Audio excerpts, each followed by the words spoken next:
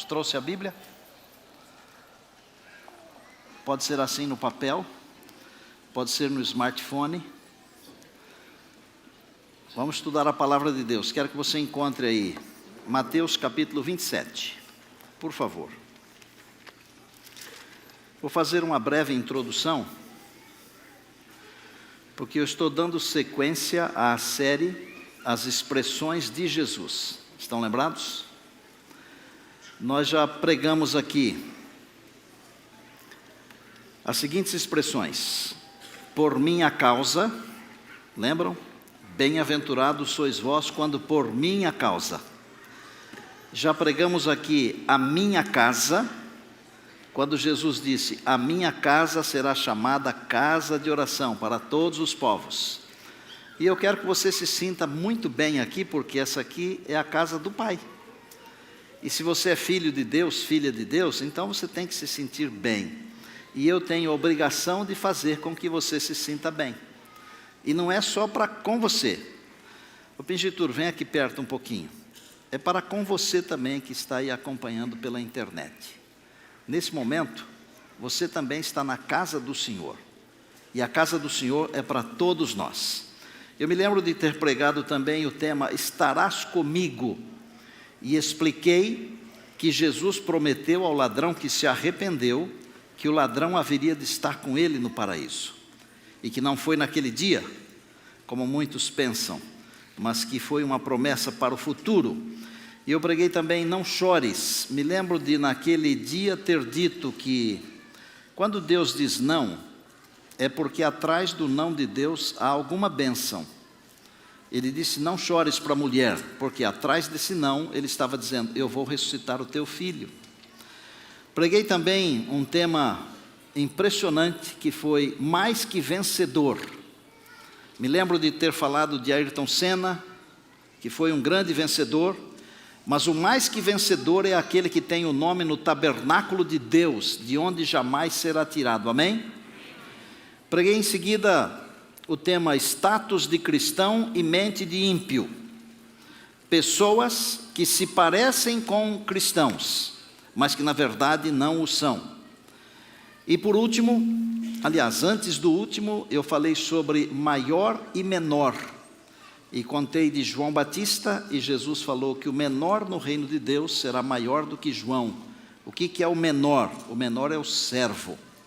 Então, o servo no reino de Deus será muito importante, amém? E por último, no meio da cantata Cidade Santa, eu falei do novo céu e da nova terra. E hoje, o tema é, por que me desamparaste? Alguma vez na sua vida, no momento em que uma nuvem densa e escura cobria a sua cabeça, e você não via nenhuma saída, você olhou para Deus e falou assim, por que, meu Deus? Alguma vez você já enfrentou uma situação tão aflitiva que chegou a dizer assim, por que comigo, meu Pai? Por que comigo, meu Deus? Recentemente uma pessoa jovem me procura depois de um sermão e o seu cônjuge havia ido embora. E aparentemente sem razão, aparentemente porque vocês sabem que na vida existem 3 verdades. A verdade de uma pessoa, a verdade da outra pessoa e a realidade. Porque cada um vê de um jeito. 2 cônjuges, cada um deles tem a sua verdade, mas a realidade pode ser diferente da maneira como o marido vê e diferente da maneira como a esposa vê. E ela olhou para mim e disse assim, meu marido foi embora essa semana para nunca mais voltar. Por quê, pastor? Por quê? Não faz muito tempo eu visitei uma família que perdera um filho, menino, 9 para 10 anos, com leucemia. E a mãe olhou para mim, e antes da oração eu perguntei se ela queria dizer alguma coisa, e ela falou assim, por que tinha que ser com meu filho? Por quê? Feche os seus olhos. Querido Deus, nós não temos a pretensão de responder todos os porquês da vida, mas a tua palavra tem bênçãos para nós. As histórias da tua palavra são bênçãos para a nossa vida, porque foram escritas para o nosso ensino. Agora que a tua palavra está aberta e nós vamos ler um trecho, que as letras saltem aos nossos olhos, brilhem na nossa mente e no nosso coração. Para isso precisamos da unção e do batismo do teu Espírito. E é por isso que nós oramos em nome de Jesus, amém. Mateus capítulo 27. Eu vou ler um trecho onde o Senhor Jesus também perguntou por quê. Às vezes a gente pensa que só os homens perguntam por quê. Mateus 27, eu começo no verso 45. Desde a hora sexta, ao meio-dia, até a hora nona, às 3 horas da tarde, houve trevas sobre toda a terra. E por volta da hora nona, clamou Jesus em alta voz, isso é, gritou e disse: Eli, Eli, lama sabachthani. Quer dizer, Deus meu, por que me desamparaste? Gente, esse brado de Jesus, ele foi o âmago do sentido do ódio de Deus para com o pecado. Ele foi o ápice do momento em que o Jesus homem sentiu-se separado de Deus, o nosso Pai. Mas Deus estava lá. Mas a Bíblia diz, em Isaías, que o pecado faz separação entre nós e o nosso Deus. Mas a Bíblia também diz que Jesus não cometeu nenhum pecado, e é verdade. Mas qual a diferença? Ele levou sobre si os pecados de toda a humanidade. Embora não tenha cometido nenhum pecado, sobre si pesavam os pecados de todos nós, de todos os homens e mulheres, de todos os tempos. E na agonia que o pecado causa, o Senhor Jesus não percebeu a presença de Deus. E ele se sentiu desamparado. E eu vou dizer uma coisa aqui, e eu quero que você grave isso, porque isso vai lhe ajudar na sua vida espiritual. Essa agonia que Jesus sentiu, ao ponto de gritar: meu Deus, por que me desamparaste? É a agonia que os ímpios vão sentir quando estiverem para sempre separados de Deus. No dia que eu cheguei aqui, em fevereiro de 2012, eu disse que estava indo para a eternidade. Alguns de vocês lembram disso, não lembram? E vocês se lembram que eu disse: fiquem perto de mim, porque eu estou indo para lá? E eu quero que você vá para a eternidade. Porque todos os que forem para a eternidade, todos, indistintamente, todos, homens e mulheres, jovens, moços e moças, meninos e meninas, não sentirão essa agonia que Jesus sentiu. Porque esta agonia só é sentida quando chega o ápice do desamparo de Deus, o ápice da separação que o pecado causa entre Deus e o homem. Não foi só Jesus que na Bíblia gritou: por quê? Eu vou retratar rapidamente aqui para vocês 2 momentos históricos, bíblicos, em que alguém importante se sentiu desamparado de Deus. E eu retrato rapidamente aqui a vida de Moisés. Vocês lembram de Moisés? Moisés passou uns 40 anos mais ou menos com a sua mãe e no Egito. Depois ele passou uns 40 anos mais ou menos num deserto pastoreando um rebanho. E depois ele passou mais 40 anos mais ou menos num outro deserto, pastoreando um rebanho diferente. Um rebanho de ovelhas desobedientes. E gente, sabe como é que era aquele povo no tempo de Moisés? Era um povo pior do que o povo de hoje, eu acho. Porque a Bíblia diz que era um povo de pescoço duro. Um povo de dura cerviz, a cervical não enverga. Um povo rebelde, prepotente. Moisés sofreu com o povo de Deus 40 anos, longos 40 anos. Deus falou para ele assim: leva o povo para a terra prometida. E quando chegou pertinho da terra prometida, Deus falou para ele assim: olha a terra. Ele olhou e Deus falou assim: você não vai entrar. Eu acho que a hora que Moisés subiu a montanha, na direção do cume de Pisga, e Deus estava assentado numa rocha lá em cima, Deus deve ter dito para Moisés assim: filho, olha a terra,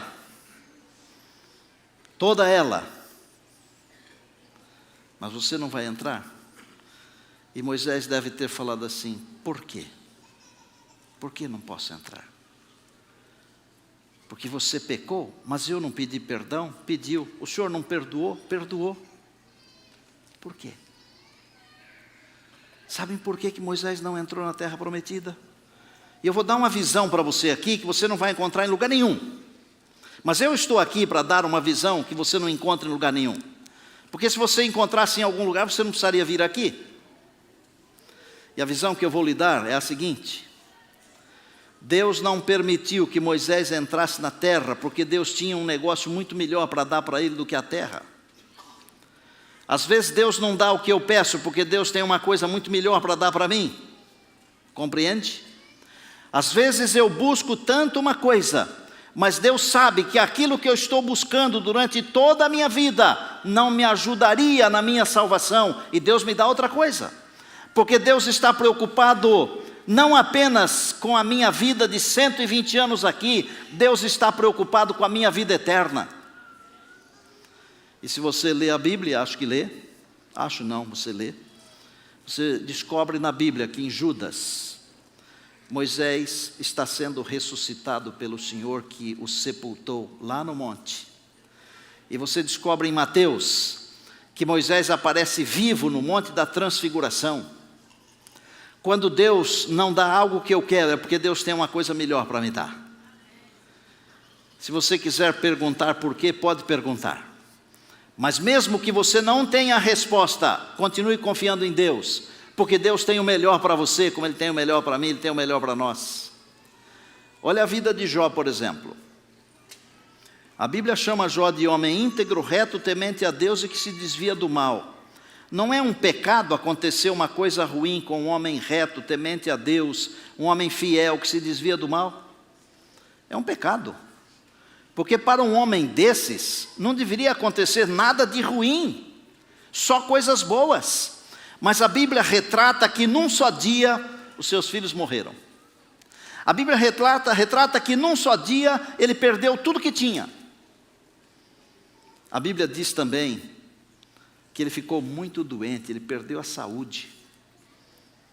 E a Bíblia diz que a sua mulher também ficou doente, embora não use essa expressão, porque a sua mulher ficou com uma depressão tão profunda que ela não sabia direito o que estava falando. Ela chegou perto do Jó e falou assim: amaldiçoa Deus e morra. Não está em sã consciência, não é possível, não estava. O que é que Deus fez com Jó? A Bíblia diz que Deus abençoou o seu servo enquanto ele buscava bênçãos para os outros, para os seus amigos. Deu para ele em dobro tudo que ele tinha antes. E a própria Bíblia, no capítulo 42, diz que o último estado de Jó foi muito melhor do que o primeiro. Ora, olha para o Jó, assentado ali num caco de telha, se coçando, cheio de úlceras, de tumores, de cânceres, e os amigos ali no ouvido dele, enchendo a paciência. Eu vou falar para vocês, viu? Quem tem amigos, como os amigos de Jó, não precisa de inimigo. Ô povo terrível, sabe por quê? Porque não tem a visão certa de Deus. É como de vez em quando algum de nós faz, sabia? Às vezes um de nós faz isso, morre uma pessoa, e nós com todo o carinho do nosso coração e boa vontade, nós chegamos falando para a pessoa assim: foi Deus que quis assim, confia em Deus. Não foi Deus não, não foi Deus que quis assim. Nós temos que começar a entender um pouquinho de Deus, entender um pouquinho das coisas de Deus. Gente, a morte não é para a gente lamentar. Nós temos que olhar a morte do ponto de vista de Deus. Como Deus olha? Deus olha a morte como preciosa, os seus santos são preciosos para Ele. A Bíblia, em Apocalipse, ela diz o seguinte: quem morre no Senhor é feliz. E por que a gente chega e diz meus pêsames, meus sentimentos, meu isso, meu aquilo, meu tudo, aquilo outro? Nós deveríamos inverter um pouquinho os papéis e nós deveríamos comemorar a vida quando uma pessoa descansa no Senhor. E foi isso que nós fizemos nessa semana, não é, pastor Henrique? Pastor Robson e eu estivemos lá, comemorando a vida de um irmão querido dessa igreja aqui que foi embora. Jesus, na sua agonia, gritou: meu Deus, por quê? Por que, meu Deus? Eu queria que você olhasse para a cruz um pouquinho. Olhe para a cruz e você vai descobrir que na cruz está um pouquinho da nossa história. Na cruz está um pouquinho da nossa vida. Às vezes nós ficamos dizendo assim: coitadinho de Jesus. É verdade, Ele sofreu no nosso lugar. Mas graças a Deus que Ele sofreu. Já pensaram nisso? Se Ele não tivesse sofrido, nós sofreríamos. E sabem por que Jesus sofreu aquela angústia, a angústia tal que o levou a gritar: meu Deus, por que me desamparaste? Para você não ter que sofrer essa angústia. Para eu não ter que sofrer essa angústia. Jesus sofreu essa angústia por mim. Agora, nós lemos na Bíblia que desde a hora sexta até a hora nona, houve trevas por toda a terra, não foi? Há algumas coisas que os soldados que estavam lá não podiam ver. Queria que me ajudasse nesse momento aqui a Mariana, o Diogo e o Rony. Vocês podem vir aqui pertinho de mim? Venham aqui, por favor. Eu quero transportar você num instante para o Calvário, para você perceber que mesmo Jesus não tendo resposta, Deus estava lá.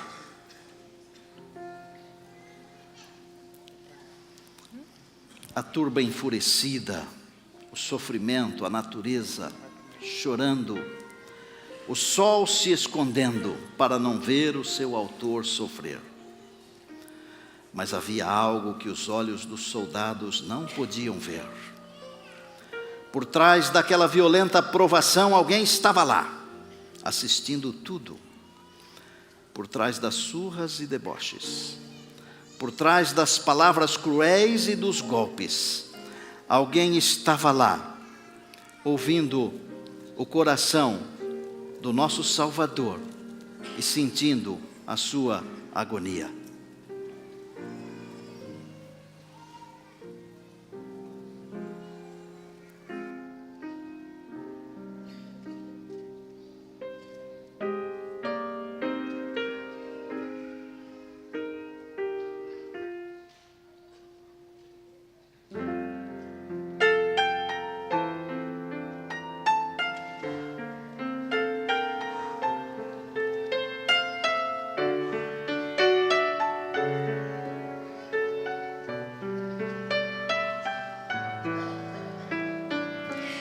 Dos altos céus o Pai olhava tudo, cena cruel para um coração de pai,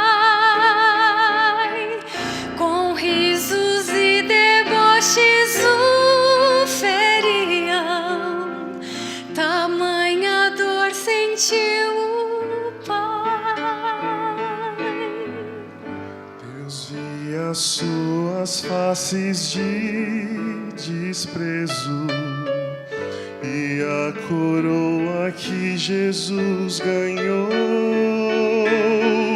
E enquanto ele era a diversão dos tolos, Assim com tristeza Deus falou: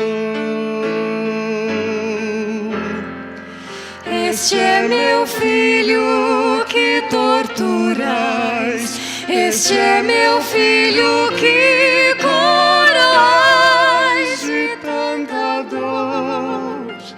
Eu sinto vê-lo sofrer. Eu poderia resgatá-lo, eu poderia libertá-lo,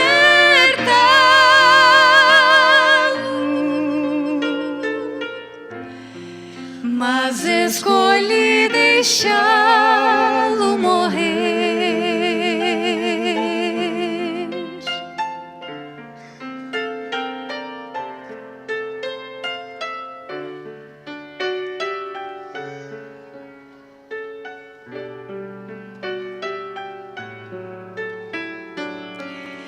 Deus viu a cruz que Cristo levaria por ruas cheias de gente a gritar.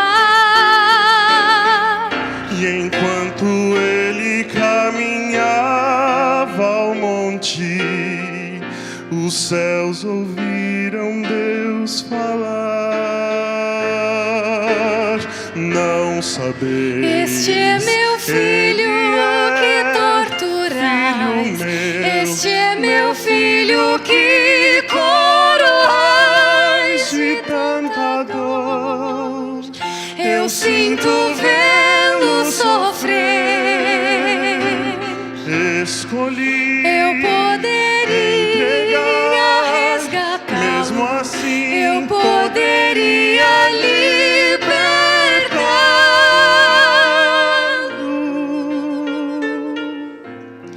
mas escolhi deixá-lo morrer.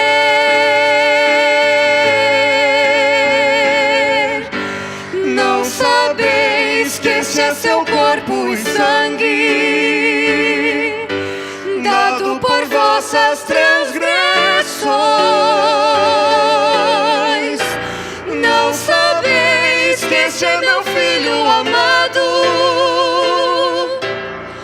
precioso filho meu, filho meu,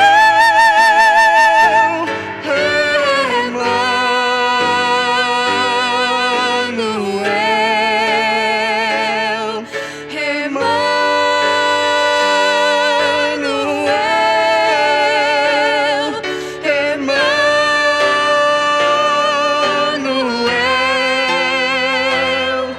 Emanuel,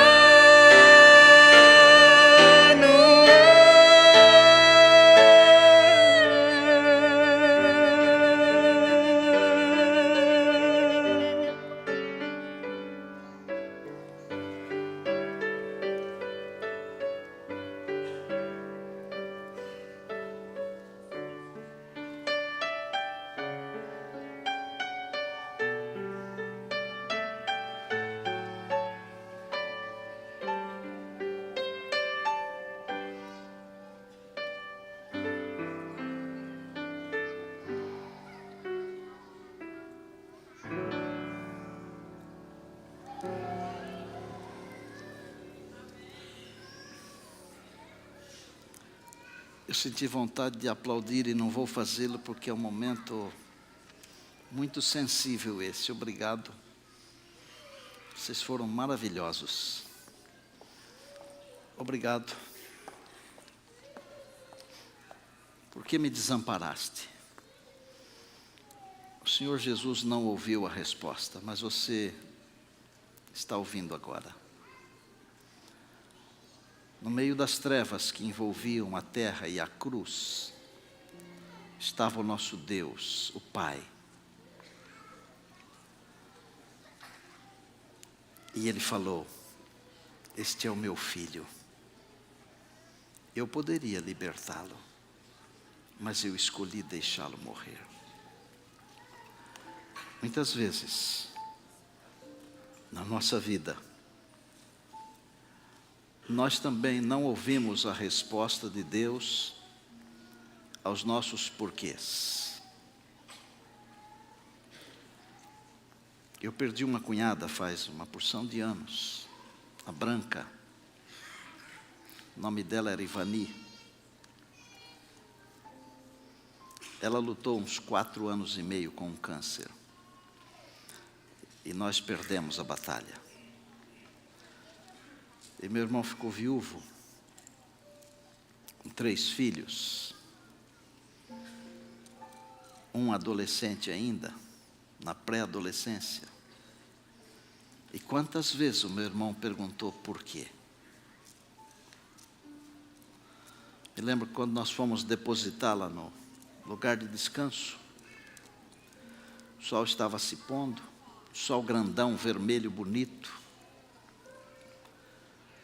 Meu irmão ficou para trás na volta do cemitério. E eu voltei lá para socorrê-lo. E ele estava sentado sobre um túmulo, chorando. E de novo ele falou para mim assim: por quê? Por que tinha que ser assim? Às vezes eu fico pensando, né? Nos sofrimentos que nós enfrentamos nesta vida aqui. Por vezes nós perguntamos: onde está Deus? Eu vou dizer para você onde está Deus. Quando nós sofremos, Deus está no mesmo lugar que sempre esteve. Às vezes Ele está escondido na nuvem que cobre a nossa cabeça na hora do sofrimento.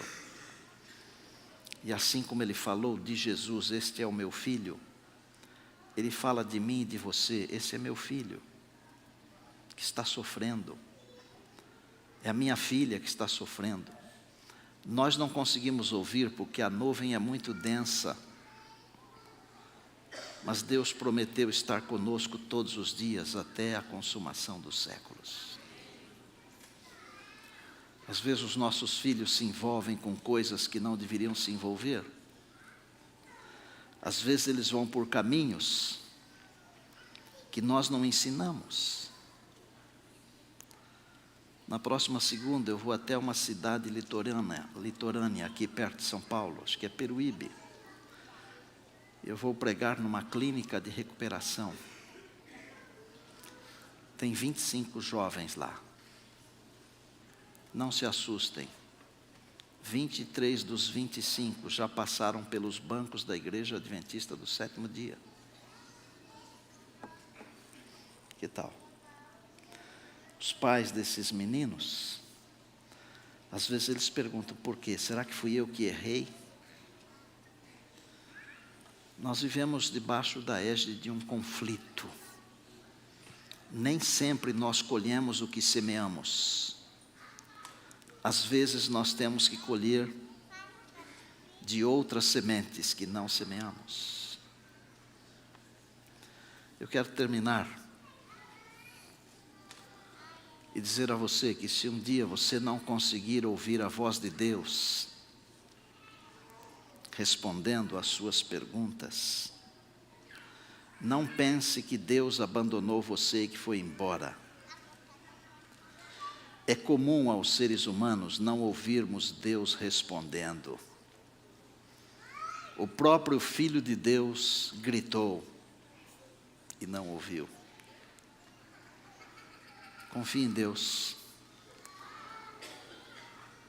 Eu quero mostrar para você um vídeo de alguém que foi quase que completamente destruído pelas drogas. Alguém que não consegue mais falar direito. É um menino que vive no nordeste do nosso país.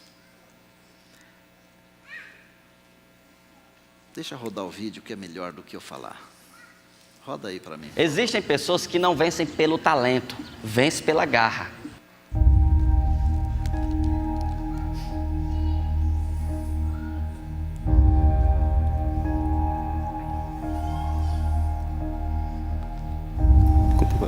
Tudo bem, né? Tudo, bom dia. Só pegar aqui, né? É porque assim que... Alimento do coração, né? Geralmente os alimentos... Para mim, Maico é um verdadeiro exemplo de dedicação e de superação. Maico, ele tem uma dificuldade de dicção, mas ainda assim, com o seu jeito, ele consegue transmitir uma mensagem que as pessoas conseguem perceber. Viu? Aí tu traz aquele livrinho de pintar, viu? Que eu quero. Uma certo. coleçãozinha. Tá, Viu? tá certo. Conhecendo a vida do Maico, me surpreende a cada dia com a sua dedicação e o seu comprometimento com o evangelismo. Apesar das suas limitações, das suas dificuldades, ele não tem medido esforços para levar pessoas aos pés de Jesus. Eu conheço, sei das dificuldades que ele encontra na locomoção, ao pegar aquele carrinho pesado, com muitos livros, a dificuldade que ele encontra ao subir, algumas pessoas o ajudam, né, a subir com o carrinho no ônibus. E o interessante é que as pessoas o procuram quando vê Maico. Oi, Maico. Tudo bom? Tá atrás de ti. Quanto é que tá essa daqui? 30, É só uma pequena. A despeito das suas limitações, ele teria todos os motivos para desistir, mas não. Maico, de fato, é uma inspiração. Me surpreendo com a dedicação e o comprometimento do Maico. Ele reúne todas as qualidades para um evangelista de sucesso: perseverança, dedicação e amor ao próximo. E não aceita não como resposta. Ainda que não consiga vender um livro grande, ele sempre está entregando um folheto, um livro missionário. Ele não deixa passar as oportunidades. Tem. Lu, mas a Bíblia que tem aqui é linda, linda, linda, linda. Maico, apesar das suas limitações, chegou ao topo na escala da comportagem. Peraí, quanto é a pequena, Maico? Fala, que eu vou ver. Quando eu for lá. O segredo do sucesso não está tanto em esplêndidos talentos, mas na dedicação, na oração e comprometimento.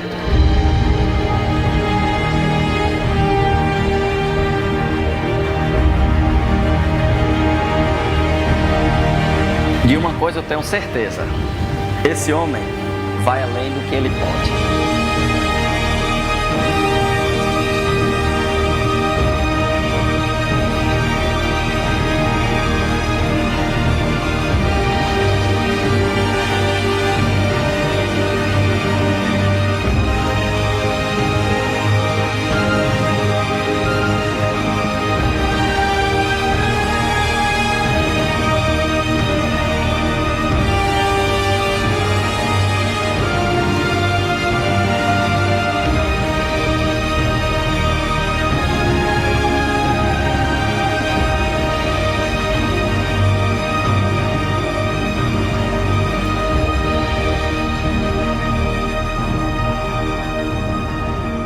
A vida pode tentar destruir você. Deus lhe dará forças para você superar. Queria que vocês olhassem para o corredor do centro. Mike, vem aqui à frente, por favor. Pastor Gibeton, ajude-o aí a vir aqui à frente.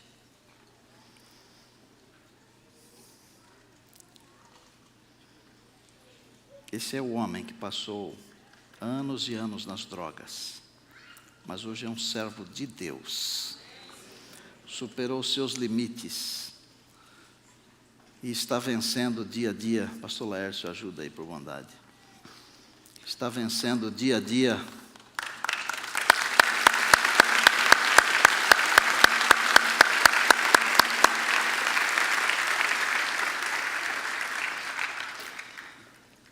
Olhe para o povo lá, Mike, por favor. Para o povo de Deus. O Maico vai estar conosco no programa da tarde, não o das 3 aqui, mas no das 4h30 no Salão Nobre. E eu penso que você gostaria de comprar um livro dele depois do pôr do sol, não gostaria? E ele tem. Então, venha ouvir a história dele, completa, bonita. hoje no programa das 4h30. Eu fico muito feliz de ter o Maico aqui perto de mim, sabia? Porque isso aqui é uma inspiração para mim, que não tenho nenhuma dificuldade. E eu penso que é uma inspiração para você que também não tem dificuldade. Mas se você tem, é mais inspiração ainda. Deixa eu fazer uma pergunta. Você gostaria de dizer para Deus: Senhor, mesmo não entendendo, e às vezes não ouvindo as tuas respostas, eu quero agarrar em tuas mãos e confiar plenamente no Senhor. Você gostaria de fazer isso? Deixa eu ver. Você pode ficar em pé.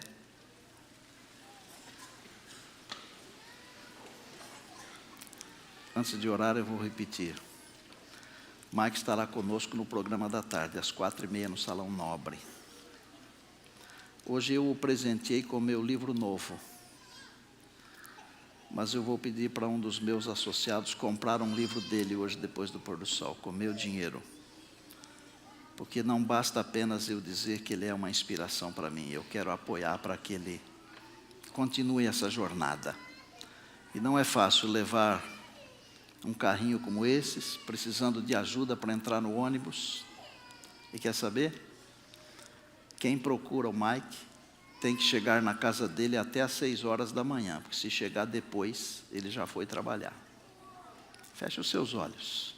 Senhor, nós entendemos que vivemos num grande conflito. Entendemos que o inimigo sequestrou esse planeta aqui.